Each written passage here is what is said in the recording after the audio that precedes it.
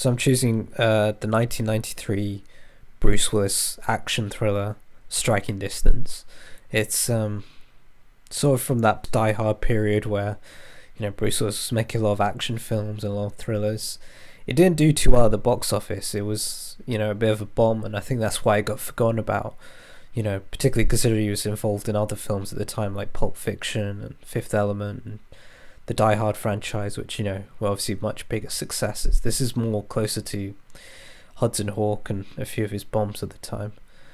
This one, I think, just because it's a lot of the critics on Rotten Tomatoes and stuff thought of it as just forgettable, formulaic, unoriginal, just totally forgettable. And to a degree, there's a truth in that. It's kind of a standard cop serial killer drama, and it's sort of got a little bit of a TV movie feel to it at times. It's weird. Sometimes it feels like a TV movie, but then there are these really good action sequences, particularly at the beginning and the end of the film, which are a lot more cinematic. So it sort of mixes the two together. I won't go into really much detail about the plot. It's basically Bruce Willis as a former detective who's now working as a lifeguard, working as the Coast Guard, sorry. And his name's Tom Hardy, like the actor. Anyway, so Bruce Willis plays this former detective, Tom Hardy, who's now a Coast Guard, and basically a serial killer from his past as a police detective keeps coming back and attacking the women in his life. It's sort of a good slow burner. There's a lot of tension, a lot of mystery, a lot of intrigue. This film, I've looked at the reviews on, Rotten Tomatoes and stuff like that, and it's sort of a forgotten film. A lot of people say it's forgettable and very formulaic and just not very original, but I don't know, I find it's definitely well made. I mean, all that stuff is possibly true, but I think it's well made.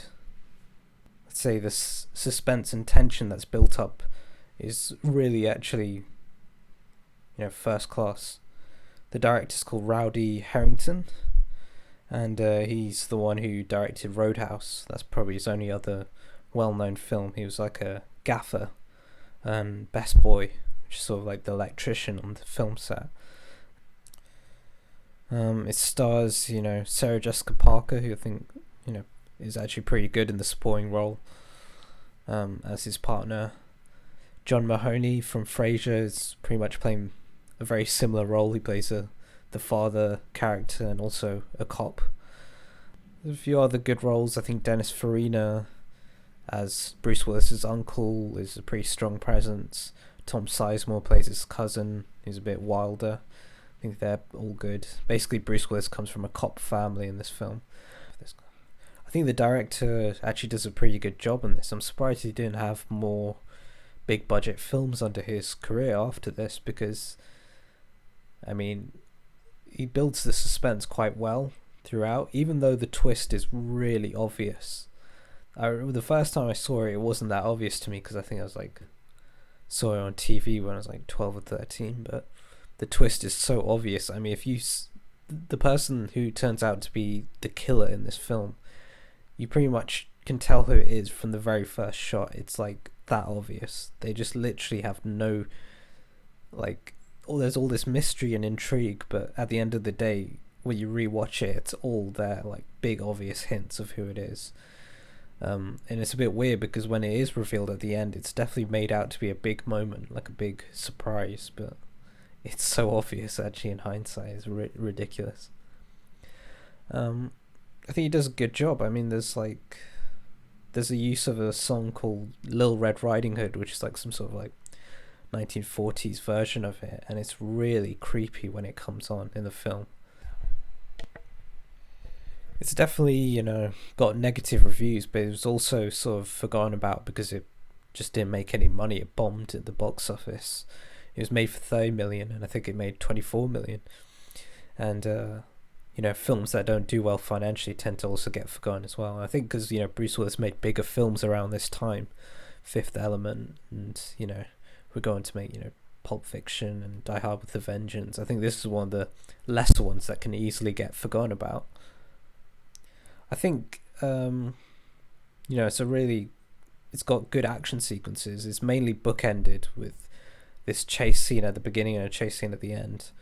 The film itself is quite more mystery thriller, with it focusing on Bruce Willis's character sort of slowly realizing that this killer from his past is still around, that they arrested the wrong guy, and that this Polish hill murderer is back and attacking women in his life. It's sort of a good sort of slow boiler. I think the end scene is really good. It's sort of creepy, and it's a nice reveal. It's just shot and edited so well. I think you could argue that the build up to it is maybe, takes quite a long time. It's a really long build up. Most of the second act is sort of, piecing things together, and it takes quite a while, but I don't know, I like it. I think there's like a nice slow intrigue to it. It's good tension builder. It's got a lot more tension than most, cop dramas tend to as well. You're genuinely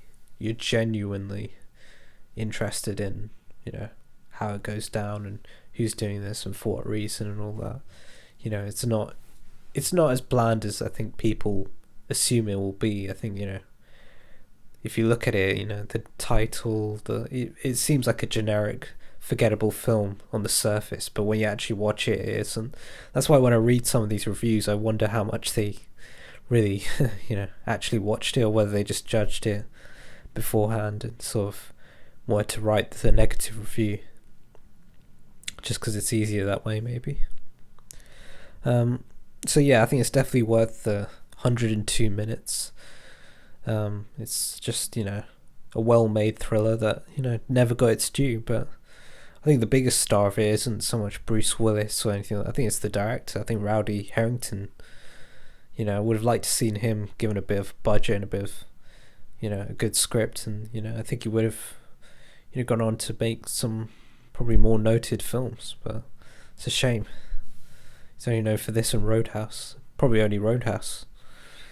But, it's a decent film. Go check it out.